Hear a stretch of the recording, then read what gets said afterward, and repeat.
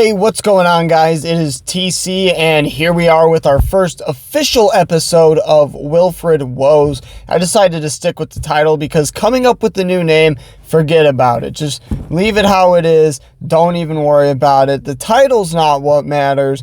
What matters is the content, or at least I'm told. There's a guy who sold a pet rock with pretty interesting packaging that proves otherwise, but hey, if you're really devoted, you'll show up for this. Again, if you guys don't know what this is all about, this is about the FX show Wilfred. It is a show about a man named Ryan who's best friends with a dog named Wilfred. Although there's something a little bit odd about this dog, he looks and acts like a human being. He looks like a man in a dog costume. So throughout this series, they go on all these crazy and wacky adventures, and we're just gonna break down each episode bit by bit, episode by episode, and just talk about it, try to have a genuine discussion about it, especially I have a few people that I know in the audience that are like, yeah, this is a show I'm definitely going to start watching. I'm going to start catching up on it. My co-host on the Winner Circle podcast, which is going to be posted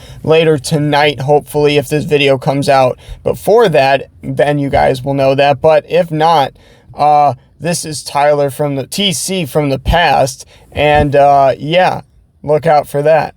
But anyway, in this first episode of Wilfred, we get to see the main character, Ryan, and kind of where he is in life. He's obviously in a low part of his life. There's a lot of conflicts that go on, and it's all summed up right in the beginning. We see him typing away, smiling at a computer, just going to town, writing something that seems pretty interesting, and you see that it's his third draft of his suicide note.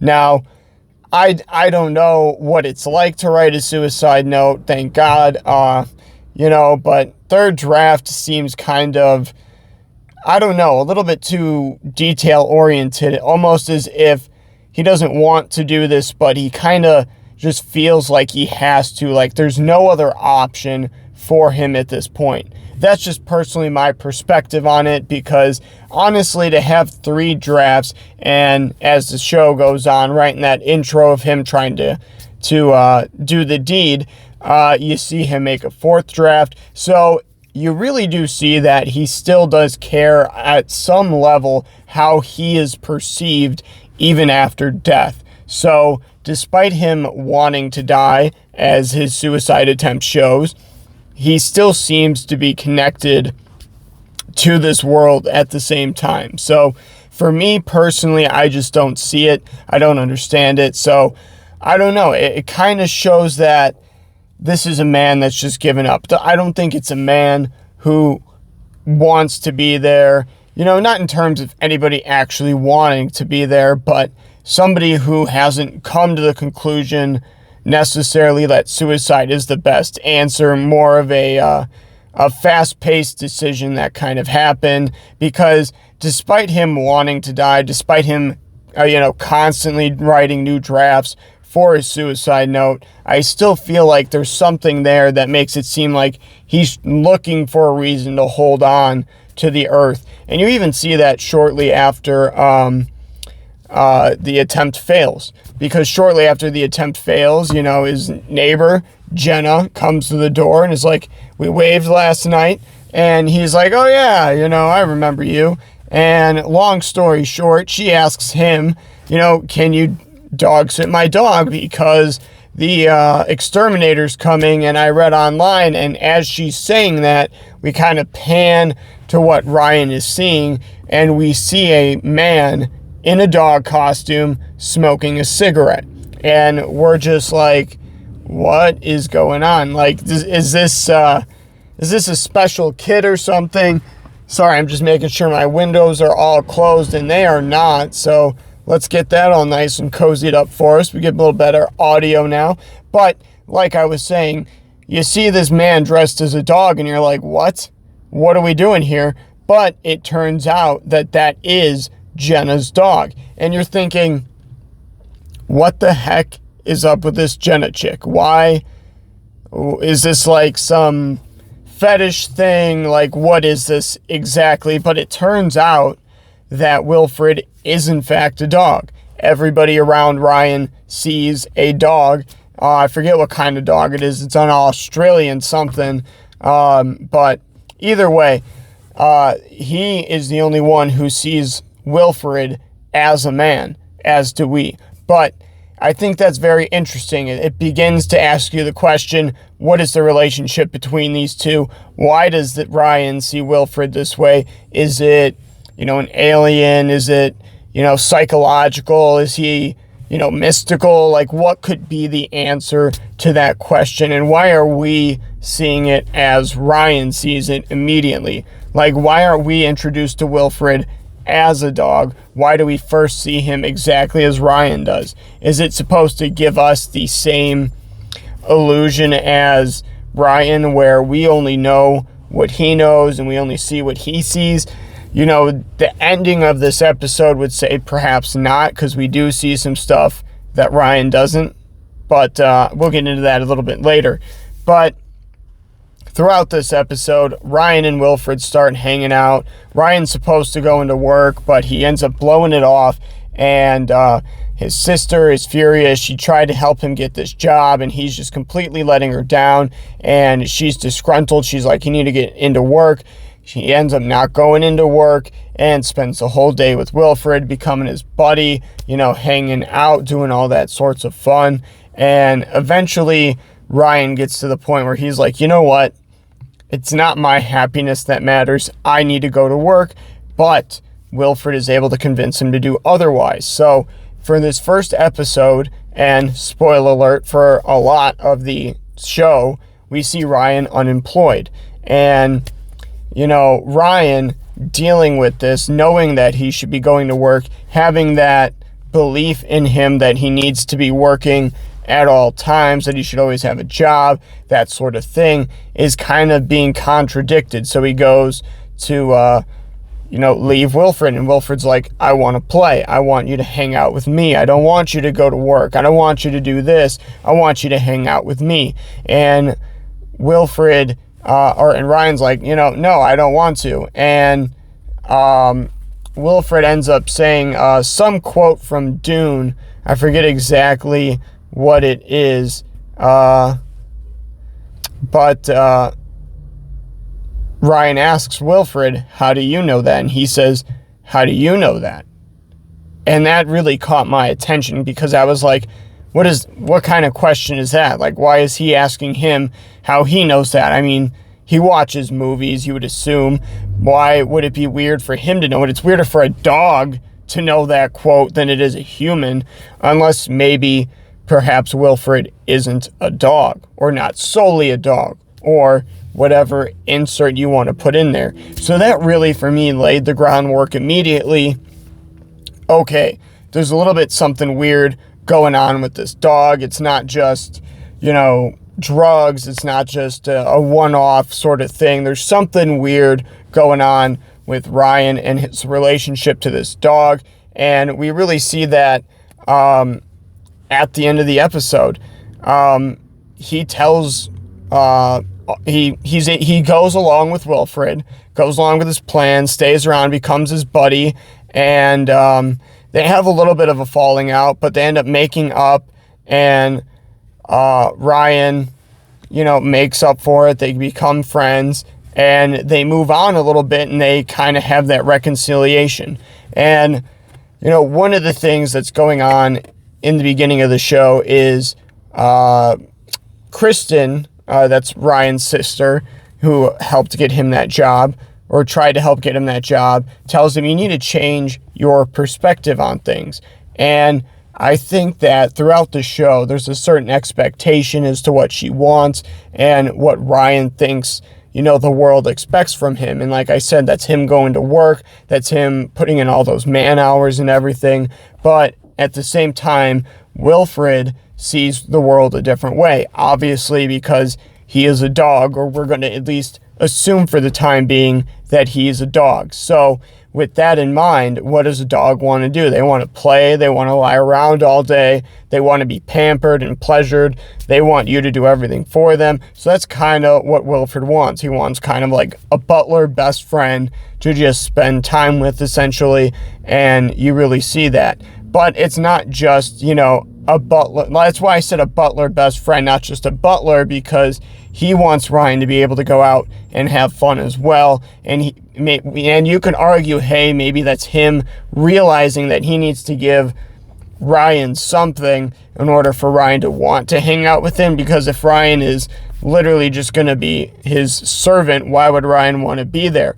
But if Ryan is going to be, benefiting from this relationship, and hence why dogs are man's best friend, then that would explain what Wilfred's doing. And I think that is his ultimate goal.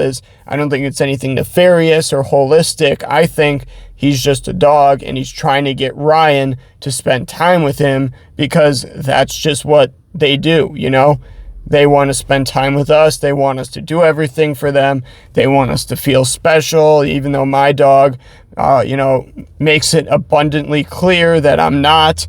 But that's just the overall dog vibe, So with that in mind, the idea of it being about his own happiness, his own pleasure, I think that Ryan achieves that goal of changing perspective, because he tells Kristen, I'm trying to look at things a different way. I am. Trust me. Believe me. As he's looking at Wilfred in the other room, Wilfred that he just met. So with that in mind, when we get to the end of the episode, Wilfred kind of opens his mind up to a change in perspective. And what that is kind of recognizing that everybody in the world's going to have an expectation for you. Everybody's going to tell you this, that, and the other thing, but you need to hold true to yourself. You need to worry about your own happiness, because nobody else really is. You really only have yourself. And if you can't make yourself happy, how are you going to make others happy? And eventually, Ryan gives into that, and Kristen's like, hey, I got my boss on the phone. You could beg for your job back. And Ryan doesn't do it. He, says he'd rather eat possum butt instead of being a desk monkey. And he does not say possum butt, but trying to keep it a little bit more appropriate here, going on down the line, hoping for those money dollars, that whole 12 cents I'm going to be making. But anyway, it's this change of perspective that he gets, and Kristen's like, wow, you're blowing it. You have no idea how bad it really is out there. You're going to have nobody. You're leaving everybody behind. And he's like, no, I'm not alone. I have Wilfred. And like I was saying in the beginning, how I was saying maybe he's a god, maybe he's, some mental gaffe or whatever. I think it's interesting if you view that as it's Ryan's mind, or just a figment of Ryan's imagination, a Jiminy Cricket kind of character, because he goes on to say, I'm not alone. I have Wilfred with me, and it's nice to know that someone's looking out for me. And at the very least, if we look at it from Ryan trying to build himself up, trying to become a better person, trying to, establish his own happiness and get over all this pain that's inside him that wanted him to commit that horrible act against himself, then this is the exact kind of thing you'd expect. You'd expect him to want to be a little bit tougher, to care about his own happiness, stop putting others ahead of him, and maybe he just needed somebody that wasn't himself to tell him that. There's a lot of interesting stuff later on down the show. You'll hear all about Ryan's parents. Is this something that he inherits from them, or is this something unique to him? Same thing with his sister. You'll go a little bit more into her past. You'll know a little bit more about Wilfred and where he came from. A lot of this stuff gets brought up in season 1, so you guys are going to want to follow that really quickly. Spoiler alert, I should have said that in the beginning, but I feel like that's kind of obvious from the setup. But this part really gives away a part of the plot that goes beyond just one episode. So I do want to give a warning to what I'm about to say. So another spoiler alert right now, just so you know. At the very end of the episode, Wilfred is at the window. Oh my God. I totally forgot about this. So, the thing that helps Ryan change his perspective is Wilfred takes Ryan to go fetch his ball that fell into the neighbor's yard. And, as they're doing that, Wilfred goes, you know what's a good idea?